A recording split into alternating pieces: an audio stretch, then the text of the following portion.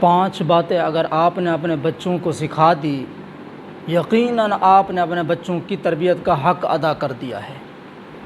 پہلی بات، اللہ اور اس کے رسول کا تعارف۔ دوسری بات، بیٹا ہمیشہ سچ بولنا ہے۔ تیسری بات، بیٹا ہمیشہ خدمت کرنی ہے۔ چوتھی بات، بیٹا کبھی نماز کو نہ چھوڑنا۔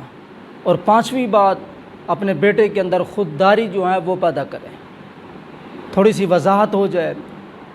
سب سے پہلی بات، اللہ اور اس کے رسول کا تعارف۔ اللہ کے تعارف میں اپنے بیٹے کو یہ بتائیں، بیٹا اس کائنات کا مالک اور خالق صرف اکیلی ذات اللہ ہی کی ذات ہے۔ اللہ کے علاوہ کوئی اس کا مالک نہیں ہے۔ اس کائنات میں جو کچھ بھی ہو رہا ہے وہ اللہ کی مرضی کے ساتھ ہو رہا ہے۔ اللہ کی مرضی کے بغیر کوئی کسی کا کچھ بھی نہیں بگاڑ سکتا۔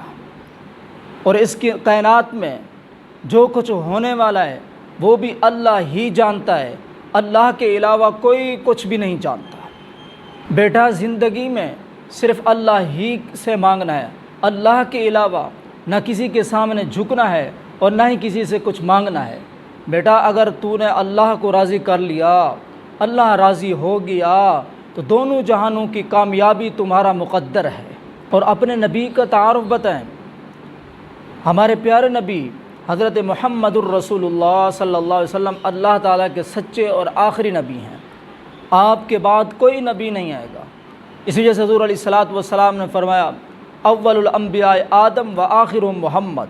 سب سے پہلے نبی حضرت آدم علیہ الصلاۃ والسلام تھے اور سب سے آخری نبی جناب محمد الرسول اللہ صلی اللہ علیہ وسلم ہے۔ اور اس کائنات میں اللہ کے بعد جو سب سے افضل ترین ذات ہے وہ محمد الرسول اللہ صلی اللہ علیہ وسلم کی ذات ہے۔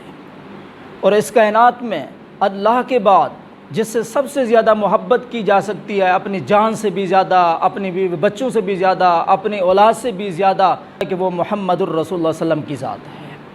اللہ اور اس کے رسول کے ساتھ محبت ہوگی تو تم مسلمان ہوگے۔ اگر اللہ اور اس کے رسول کے ساتھ محبت نہیں ہے تو تم مسلمان نہیں ہو۔ اسی طرح حضور علیہ الصلاۃ والسلام کی جو صحابہ اور اہل بیت ہیں ان کے ساتھ بھی محبت ہو۔ اگر بغض رکھو گے تو تب بھی تم مسلمان نہیں ہو۔ یہ ہے اللہ کے رسول کا تعارف۔ اب دوسری بات، بیٹا ہمیشہ سچ بولنا ہے، کبھی جھوٹ نہ بولنا۔ حضور علیہ الصلاۃ والسلام نے فرمایا، مومن سب کچھ کر سکتا ہے لیکن جھوٹ نہیں بول سکتا۔ تیسری بات، بیٹا ہمیشہ خدمت کرنی ہے۔ ماں کی خدمت کرو، باپ کی خدمت کرو، استاد کی خدمت کرو۔ چوتھی جو بات ہے وہ یہ سکھائیں کہ بیٹا کبھی نماز کو نہ چھوڑنا۔ حضور علیہ الصلاۃ والسلام نے فرمایا کہ جو نماز جان بوجھ کر چھوڑ دیتا ہے اس کا دین میں کوئی حصہ نہیں ہے۔